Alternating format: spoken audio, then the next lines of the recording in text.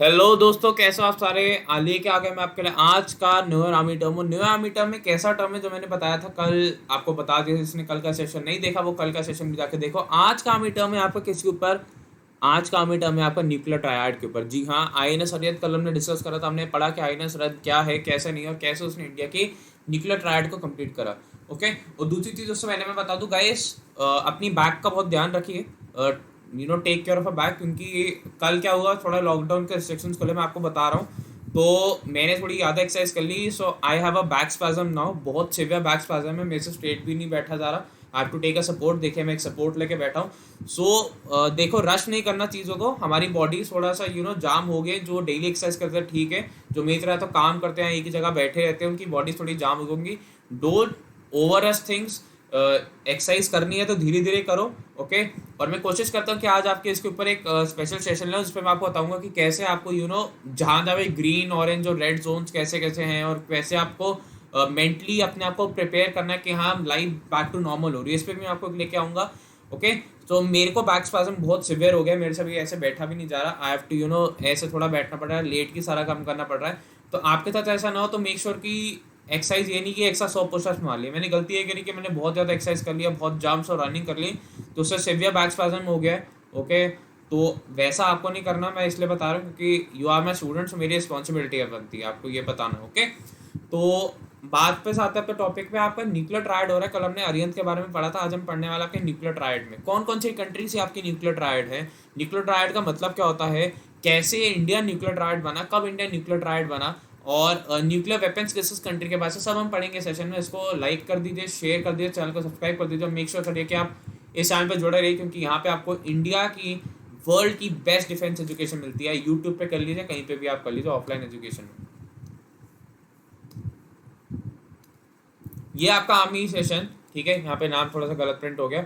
ये सभी defence exams के लिए है, ठीक है। और इसी चैनल पे आपको मिलेगी क्या, सारी अच्छी डिफेंस की एजुकेशन। आपको इस चैनल को सब्सक्राइब करना है डिफेंस एग्जाम के लिए, और आज ही सब्सक्राइब करिए, इसका लिंक डिस्क्रिप्शन में है। और ज़्यादातर जो भी आपको शेड्यूल से रिलेटेड आउट है, आपको किसी भी वीडियो के नीचे शेड्यूल में मिल जाएगा। कम्युनिटी टैब में जा सकते हैं, हमारा टेलीग्राम चैनल भी आप उस पर भी देख सकते हैं, शेड्यूल आपको वहाँ भी मिल जाएगा। आज ही जाइए और जरूर हमारे साथ जुड़िए। डिफेंस फैब्रिक बैच है, 4 में से शुरू हो रहा है। इसका कोड है आपका वाईफाई डिफेंस। और ज़्यादा तो मैं ये नहीं कहूँगा, लेकिन ये बैच आपको एक बहुत ही क्रूशल स्टेज पे जाके मिलेगा ये बैच। और crucial stage in the sense, आपका पेपर पोस्टपोन हो तो हम आपके इस टाइम पे यूटिलाइज कैसे कराएंगे। कल बायो का मैंने लेक्चर शुरू करा, बहुत अच्छा रिस्पॉन्स आया। अगर आप भी अभी भी जुड़ना चाहते हैं, आप इसको वाईफाई डिफेंस को यूज़ करो। और 4 में से इस बैच को शुरू हो गया था, तो अभी इसको ज्वाइन करो। और अन्य अगर आपकी कोई भी वाईफाई मतलब अन अकेडमिक सब्सक्रिप्शन, आप उसमें प्रणव टेंक का कोड यूज़ करके 10% का डिस्काउंट पा सकते हो। प्रणव टेंक का कोड यूज़ करो, उस पर 10% का डिस्काउंट पाओ, अगर आप अन्य कोई भी अन अकेडमी के सब्सक्रिप्शन को यूज़ लेते हैं। अगला, India complete the nuclear triad. India complete the nuclear triad. देखिए न्यूक्लियर ट्रायड का मतलब क्या होता है, आपकी मैंने एक टर्म बनाया हुआ आपका लॉ, LAW।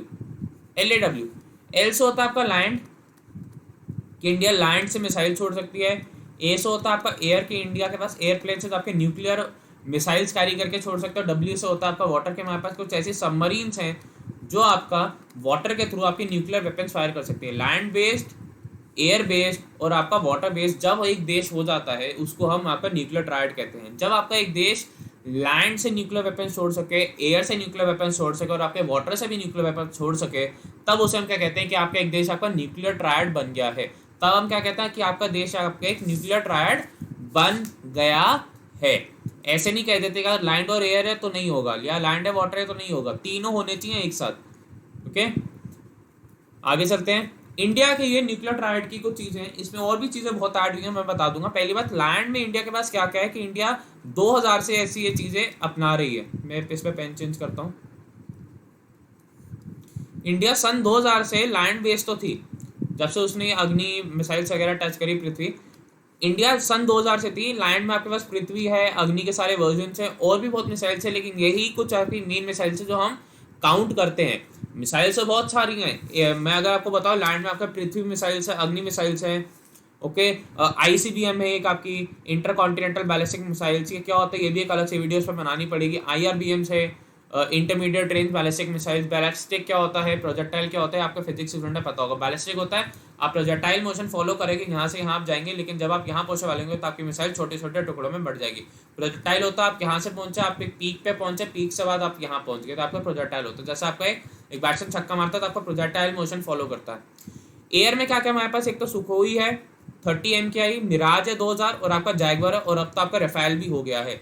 अब तो आपका इसमें आप रफाल भी ऐड कर सकते हो, आपका रफाल भी इसमें ऐड हो गया है। सी के पास क्या क्या हमारे पास, एक तो अरियंत है, फिर हमारे पास अरिगाद भी है, S4 है, S4 है 7000 टन की, 13500 टन की आपकी S5 सबमरीन्स हैं, और आपका K4 मिसाइल्स भी हैं। अरियंत अभी जुड़ा, और अरियंत के जुड़ने के बाद ही अगर मैं आपको बताऊं तो अरियंत के जुड़ने के बाद ही हमारा न्यूक्लियर ट्रायड खत्म हुआ। 2016 में कल मैंने बताया था अरियंत कमीशन हो गया था, और 5 नवंबर 2018 को हमारा अरियंत पूरी तरीके से न्यूक्लियर ट्रायड का हिस्सा बन गया, क्योंकि हमने डेटरेंस कंप्लीट कर ली। डेटरेंस पेट्रोल का मतलब क्या होता है कि आपने एक पूरे जो एरिया है उसकी सैर करी, पेट्रोलिंग करी और दिखा दिया कि हमारे पास न्यूक्लियर कैपेबिलिटी है। सारी टेस्टिंग ठीक हुई, आपने छोटे से एक्सप्लोजन भी करे होंगे, सबको ठीक रहा, जिससे हमने ये दिखा दिया कि हमारा देश अब न्यूक्लियरली केपेबल है वाटर में भी। तभी हमारा एयर ट्रायड कंप्लीट हुआ, सॉरी न्यूक्लियर ट्रायड। और न्यूक्लियर ट्रायड किसकी वजह से कंप्लीट हुआ, हमारा अरियंत की वजह से। अरियंत की वजह से हमारा न्यूक्लियर ट्रायड खत्म हुआ। दो चीज़ आपको मैं बता दूं कि इंडिया के पास, दूसरी चीज़ पहली कि इंडिया ने आपकी नो फर्स्ट यूज पॉलिसी अपनाई हुई है। नो फर्स्ट यूज पॉलिसी, इसका मतलब क्या होता है कि आप सबसे पहले न्यूक्लियर वेपन को यूज़ नहीं करेंगे। आपका देश सबसे पहले न्यूक्लियर वेपन को यूज़ नहीं करेगा आप जब वॉर पे होंगे। पाकिस्तान ने नहीं करी हुई, चाइना ने करी हुई है, बाकी मोस्ट मेजर कंट्रीज ने आपकी करी हुई है, पाकिस्तान ने नहीं करी हुई। लेकिन हम राइट टू डिफेंड रखते हैं, हमारे पास राइट टू डिफेंड है। मतलब अगर हमारे ऊपर न्यूक्लियर वेपन होता है, भले आप 1 mm का करो, 1 mg का करो, छोटा सा करो, आप हमारे देश में हल्का सा ग्रेनेड ही फेंक दो न्यूक्लियर वेस्ट, तो हमारे पास राइट टू डिफेंड है, और उसमें हम नहीं पीछे हटेंगे। फिर हम लैंड, एयर, वाटर, हम उसमें नहीं देखेंगे अच्छा इतना फेंकना है, इतना फेंकना है। मिनिमम तो है, लेकिन मिनिमम हमने डिफाइन नहीं करा हुआ। मिनिमम डेटरेंस तो है राइट टू डिफेंड में, लेकिन मिनिमम हमने डिफाइन नहीं करा हुआ। फिर तो हाई हम भली लैंड से सारे मिसाइल्स एक साथ आप पे छोड़ दें, एयर से सारी मिसाइल छोड़ दें, या आपके सी से सारी मिसाइल छोड़ दें, वो हमारे पे है, वो आप पे नहीं आता। लेकिन हमने नो फर्स्ट यूज पॉलिसी अपनाई हुई है कि कोई भी सिचुएशन आए हम आपकी नो फर्स्ट यूज पॉलिसी नहीं तोड़ेंगे। अगली इसमें इंपॉर्टेंट चीज़ क्या होती है कि हमारा ये जो कौन करता है इसको सबको कंट्रोल, ये जो न्यूक्लियर ट्रायड है आपका SFC, ठीक है, स्ट्रैटेजिक फोर्स कमांड। आपको मेरे को कमेंट में लिख के बताने कि स्ट्रैटेजिक फोर्स कमांड का हेड कौन होता है, क्या वो CDS है, या वो प्रेसिडेंट है, या वो प्राइम मिनिस्टर है, कौन है स्ट्रैटेजिक फोर्स कमांड SFC। ये आपका कंट्रोल करता है फंक्शनिंग किसकी, न्यूक्लियर ट्रायड की। आपको मेरे को ये बताना है कि कौन कंट्रोल करता है strategic force command. Strategic force command कौन कंट्रोल करता है, किसके कंट्रोल में आता है, आपको मेरे को ये बताना है कि न्यूक्लियर ट्रायड का SFC कौन कंट्रोल करता है। ओके, अगला न्यूक्लियर ट्रायड की एक बार डेफिनेशन देख लेता हूं, उसके बाद मैं बताता हूं कौन सा देश है कौन सा देश नहीं है। Nuclear triad, a three-sided military force structure consisting of a land-launched nuclear missiles, armed submarines and strategic aircraft with nuclear bombs and missiles। वो आपका न्यूक्लियर ट्रायड होता है। अब न्यूक्लियर ट्रायड कौन कौन से देश है दुनिया में, हमारे को ये पता होना चाहिए। आपकी United nation security council plus India, यही 6 देश हैं, और इंडिया पहला ऐसा देश बना है non UNSC United nation security council के 5 जो परमानेंट मेंबर्स हैं जो आपके न्यूक्लियर ट्रायड बन चुके हैं। यूएनएससी के P5 मेंबर्स, मतलब परमानेंट 5 मेंबर्स कौन कौन से हैं, P5 कौन कौन से आपको पता होना चाहिए। USA है, UK है, रशिया है, फिर आपका फ्रांस है, और आपका चाइना है, और आपका चाइना भी है न्यूक्लियर ट्रायड, और ये परमानेंट 5 के सदस्य हैं। इनके अलावा इंडिया ही इनके साथ जुड़ा है, तो इंडिया 6th कंट्री है, प्लस आपकी फर्स्ट नॉन USA कंट्री है, UNSC कंट्री है, फर्स्ट नॉन UNSC कंट्री जो इसने अपना न्यूक्लियर ट्रायड कंप्लीट कर लिया अपनी न्यूक्लियर डेटरेंस के बाद। मेरे ख्याल से इतनी चीज आपको क्लियर होगी कि कौन से कंट्री का है। अब एक और सवाल जो आता है अक्सर पेपर में कि कौन कौन सी कंट्रीज आपकी न्यूक्लियर केपेबल है। न्यूक्लियर केपेबल कौन कौन सी कंट्रीज हैं, ये तो आपका न्यूक्लियर ट्रायड का होगा। आपका न्यूक्लियर केपेबिलिटी किस कंट्री के पास है और किस कंट्री के पास नहीं है, ये भी आपको पता होना चाहिए। तो कौन से देश के पास आपकी न्यूक्लियर केपेबिलिटी, आपको मैं बता दूं, एक तो UNSC तो है, यूनाइटेड नेशन सिक्योरिटी काउंसिल है, प्लस इंडिया है। अब इंडिया जा रहा है तो पाकिस्तान कैसे पीछे रहेगा, पाकिस्तान भी है। अब पाकिस्तान जा रहा है तो इंडिया ने कहा यार इजराइल तू भी आ, इसराइल भी आया, क्योंकि इंडिया इसराइल का रिलेशनशिप बहुत अच्छे हैं शुरू से। और इसराइल के बाद कौन आया आपका? नॉर्थ कोरिया तो आना ही था, जहां ट्रम्प वहां पे किम जोंग उन क्यों नहीं होंगे, तो आपका नॉर्थ कोरिया। कहा ये भी जाता है कि लेबनान, लिबिया, सऊदी अरेबिया इन सबके पास भी है, लेकिन नहीं, ये आपकी ऑफिशियल डेटा है कि हाँ इनके पास है। और मोर देन 90% या 95% तो आपका यूएस और रशिया के पास ही न्यूक्लियर कैपेबिलिटी है, मतलब सारे न्यूक्लियर मिसाइल्स हैं। ओके, दूसरी चीज, पाकिस्तान पे अक्सर आरोप लगाया जाता है कि पाकिस्तान ब्लैक मार्केटिंग करता है अपने न्यूक्लियर जो आपके मिसाइल्स है, टेक्नोलॉजी है उसकी। तीसरी चीज ये भी लगाया जाता है उस पर इल्जाम कि जो पाकिस्तान ने न्यूक्लियर टेक्नोलॉजी डेवलप करी वो दूसरे देशों से चुरा के करी। ओके, तो चलिए ठीक है, ये तो चलो बात की बात है, कभी इस पर भी डिस्कस करेंगे, लेकिन ये आपकी न्यूक्लियर कैपेबिलिटी थी। और आई होप आपके सेशन बहुत पसंद आया होगा, एक बहुत ही दमदार और एक ही बहुत ही मज़ेदार सेशन था ये, मेरे को बहुत मज़ा आया न्यूक्लियर ट्रायड को पढ़ाने में।